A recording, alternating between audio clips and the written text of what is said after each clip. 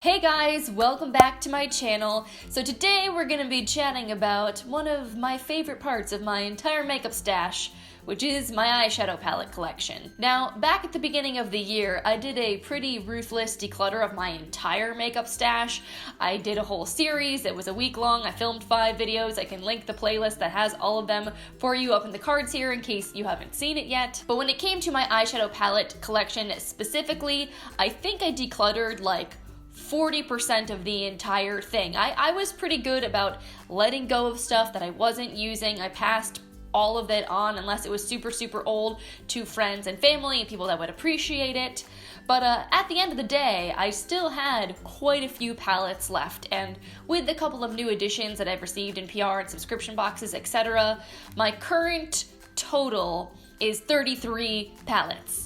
It's a lot of eyeshadow. Now, this does include my little quints and quads and things like that, as well as larger, like 20-something pan palettes, but it does not include my like magnetic custom palettes, like my ColourPop palette that I've been using for the last month. So the other day, I was just kind of like in the mood to play, so I pulled out all of my eyeshadow palettes and I like put them all out on my desk, and I was looking at all of them and I was swatching and I was playing and just kind of like appreciating my collection. And it got me to thinking, if I had to narrow down my 30-some odd palette collection to 10 palettes, which would be the 10 that I would pick? Like, 10 eyeshadow palettes is still way more eyeshadow than any one single human ever needs, but like for an influencer, 10 palettes is not too many. We like to have lots of options because we are kind of obsessed with makeup. So I thought it might be a fun kind of challenge to do and then share my list with you guys. So after much deliberation, I have come up with the 10 palettes from my collection that I would keep if someone forcibly made me get rid of all the other ones, which would just be horribly cruel. Like, why? Please don't ever do that to me, because I love my eyeshadow palette collection. But if I had to narrow it down to just 10, these would be the ones that I would pick. Now, these are not going to be in any particular order. I feel like that would be a whole nother level of challenge trying to rank these guys from like my favorite to least favorite. I'm not even gonna do that to myself because I feel like to an extent some of these are like comparing apples and oranges. Like, they're good for different things, and I tried to think about these 10 palettes as like a collective whole. If this was all that I could use, I would want to have a comprehensive collection that would give me a lot of options. So there are palettes that I own that I really love that I did not include in this list because I felt like they were a little bit redundant or they didn't add something special. So I had to be a little bit ruthless, but that was kind of my thought process when I was coming up with this. So the first palette that I picked was kind of a no-brainer. Like, this one I've been loving and talking about for months now, so duh, of course I was gonna keep it. And that is the Huda Beauty new nude palette. This is kind of like my jam right now. It's my current like favorite palette, and I haven't been using it in last month only because I've been forcing myself to use my ColourPop single eyeshadow collection, which has been so much fun and I've absolutely been loving it. But I'm very excited to be able to come back to this guy because this color story is basically me in a palette. So this for me is gonna give me a lot of really beautiful pinks and mauves as far as mattes go, but this palette also does have pressed glitters and these really cool metallic shades, so I feel like this was a good choice because it gives me a lot of textural options, even though the color story is not too like all over the place. You're not getting a lot of color variety. I know I love these tones, and I like the fact that I get a lot of different textures. The second palette that I would want to keep, and this one, again, I've talked about a lot, so it's probably completely unsurprising, is the Nabla Soul Blooming palette. I'm totally obsessed with this as well right now, and this, especially for this time of year, is the perfect color palette. Now, there is maybe like a little bit of color overlap between this palette and this palette because you do have some of these like pinkier tones in the Soul Blooming, and you have some kind of pinky tones in the new nude, although these are more like purple pinks, where this is more true pink slash a brownish kind of taupey pink. So I actually do feel like there is enough in this palette that is different from the new nudes to feel like I could justify keeping this as one of my 10. Also, you do get these beautiful blue and kind of purple tone shades that are really unique. This shade Anemone is absolutely stunning. This shade Flowery is one of the most beautiful, like, periwinkle matte shades. It's very unique. I don't have anything like this in another palette, and like just they're so smooth and so buttery. The Nabla eyeshadow formula, especially the mattes, is like out of this world. It's so good. So this is something I also definitely needed to keep. Now, as my eye makeup is proof of today, I do like to play with color. So I wanted to make sure that I had a colorful palette in my 10, so that way I could create some more rainbowy looks if I was feeling in the mood for it. So to serve that purpose, I picked the Carity Mattes palette. And this is something I don't really talk about very often, and honestly, I haven't even used this palette a whole ton yet, and I should get into this more because it's a pretty fantastic palette. You have all of the colors of the rainbow in here, and all of these shades are matte. So this is the perfect palette to accent any kind of cool, funky, metallic, colorful palette. If you need a specific colorful matte shade to transition, you pretty much have everything you need right here. And these are like very, very pigmented shades. Little goes a long way with these. Oh, this mint shade, I kind of like forgot it was in here, and it's so freaking pretty. And honestly, I feel like this is one of the better palettes that Carity has released. Like, if you want a colorful matte palette, this is a really solid investment because you get like 20 something shades in here. They're all very pigmented, very blendable. You can build them up to like true full color opacity. So I knew this was, again, kind of like a no-brainer as far as color goes. Like, if I want to do any kind of fun, funky, colorful look, this is sort of an essential to keep in my collection. Now, another palette that I absolutely adore that I don't think I could bear to part ways with anytime soon is the Dose of Colors Friendcation palette. I mean, first of all, packaging though. So beautiful. So what really makes this palette for me are the glittery textured shades in here. The mattes are beautiful. They blend out very, very nicely. I really do like them a lot. I think they're just like an excellent, exceptionally pigmented formula. I mean, really, they're like butter. My wrist is super stained from that red shadow. Ugh. So like, don't get me wrong, as far as a palette that I could travel with and create tons of looks all on its own, like this palette is great for that. But what like really excites me are these beautiful like glittery shades. I mean, they're just so reflective and stunning. Like, oh, look at that. Just look at that shine. They're so cool and unique. I really don't have any other eyeshadows in my collection quite like the shimmery metallics in this. They are very unique and different. They are, as you can see, a bit chunky. I'm getting a lot of fallout. I did kind of go in pretty ham with my fingers into this. So I would recommend, if you are going to use this palette, to use it with like a glitter primer or to foil the metallic shades. It just helps them to have less fallout.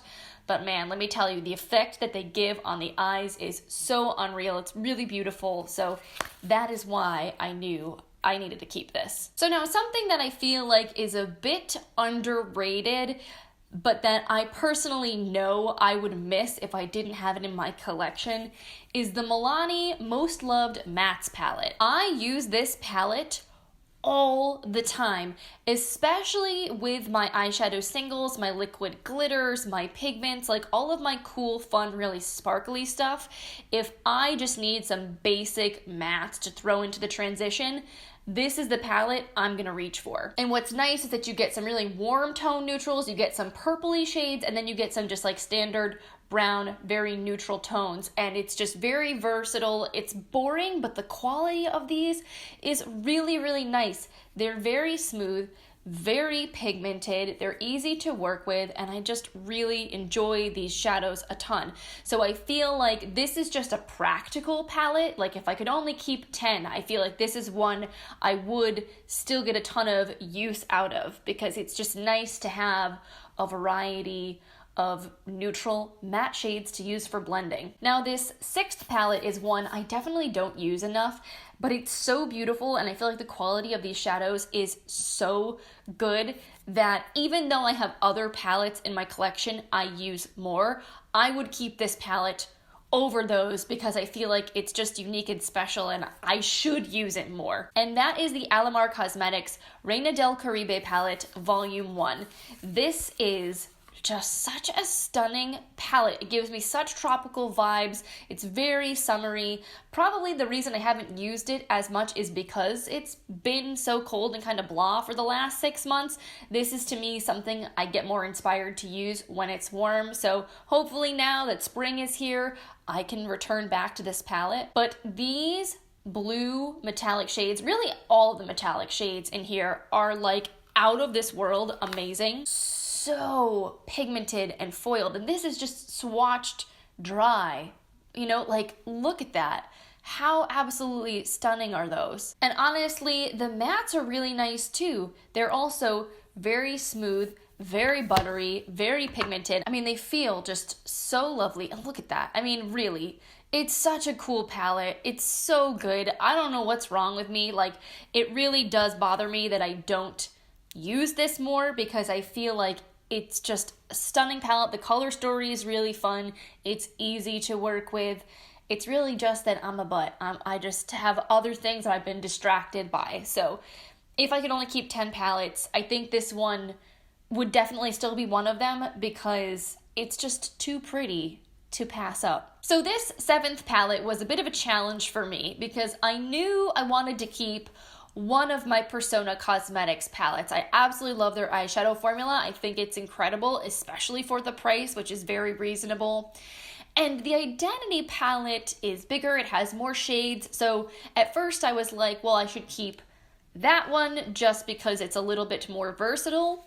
But honestly, when I started to really think about it, I use the Copper Color Theory Kit palette, I think, more than the Identity one, and I feel like this one adds something unique and different that the Identity doesn't. Like the mattes that are in there, a lot of them are very similar to the mattes in the Most Loved palette, and then also the shimmers in there are pretty neutral and similar to things in other palettes I still have yet to show you. So I kind of felt like even though the Identity palette is really good, I have more shade overlap with these other palettes, whereas the Color Theory palette, even though it's smaller, like it's nice to have at least one super small, travel-friendly palette in your collection. Like if I could only keep 10 palettes, I want to have at least one that was a little bit smaller and more condensed. Also, I love every single shadow in this palette. You can use them all together to create one cohesive eye look. You can use any of these in conjunctions with other palettes. The number of times I've used like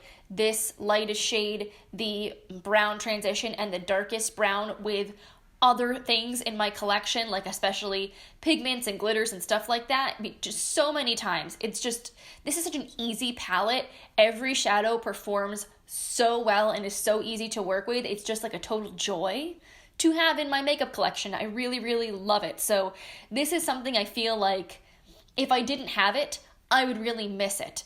And if I didn't have the Identity palette, even though it's a great palette, I don't think I would miss it as much as I would miss this one. So in the end, if I just trusted my heart, this is definitely something, if I could only keep 10 palettes, I feel like I would need to have in my collection, because if I didn't, I would really miss this little guy. So the 8th palette that I picked is one that doesn't excite me as much as some of these other palettes. It's not really unique in its color story, like, at all, but the formula of these shadows is really solid. Like, this is a dependable palette. This is that palette that, like, if you just need a nice, solid, everyday look, or you want to do a glam look on someone that doesn't want something funky and weird and colorful, like, it's just nice to have in your collection. and that is the Anastasia Beverly Hills Soft Glam palette. I actually don't own any other palettes from ABH. I never got Modern Renaissance, Norvina, Subculture. I didn't buy Riviera, so this is the only one that I own, and I kind of felt like to not keep it would be weird. I mean, Anastasia's eyeshadow formula is so good. Her mattes are very buttery, very smooth, very easy to work with, and the metallics in here are very creamy and opaque and pigmented. So even though this color story doesn't really do much for me, I feel like this is just the kind of palette that's practical to have because it's reliable and I can use it to create all kinds of neutral looks. When I've done makeup for my friends, this is a palette I reach for a lot because not everybody else wants pinks and purples and fun funky colors. A lot of people prefer these tones. So of all of my like boring basic neutral palettes that I have, this is definitely the best one formula wise. So that was why I needed to keep this guy. Now, weirdly enough, this 9th palette is also super neutral and boring, maybe even more so than the Soft Glam, but I think because it's cool toned, it's just different, so it's been really speaking to me and I've really been enjoying wearing it. And that is this new Pixi Beauty Eye Reflection Shadow Palette in the shade Natural Beauty. Now, I really enjoy the Pixi eyeshadow formula. I think it's very beginner friendly, it's very easy to work with because the matte shades are very even but buildable. They don't go on really intense, but you can pretty easily layer them up to make them more dramatic. So this is again something that like if I'm going for a lighter makeup look, if I'm just throwing on a BB cream, this is the eyeshadow palette I want to reach for. All of the metallics in here are really stunning. I mean, they're very creamy, very shiny, they're very impactful on the eyes. I like them a lot, but the tones are still pretty neutral. So like it's the kind of thing I could wear to a conference, I could wear to a meeting, I could wear to a workshop and not feel like I was too overdone. Like they add a little pop of something something. They're not just kind of like a boring satiny finish on the eyes. Like they're a little bit more than that, but they're not too much. So this is something I've been really enjoying, and I feel like it would also be nice to have more cool tone neutrals because pretty much everything else I've kept so far has been more warm. I know I tend to wear warm tones more often, but I do think it's nice to be able to switch things up every once in a while. And then the 10th palette that I picked is one of the Gazing palettes from the Beauty Crop. Now I had to kind of sit and think for a while because I have all 3 of them and they're all really beautiful, but I decided that of the 3, I think Stargazing is the most interesting and would add the most uniqueness to my eyeshadow palette collection.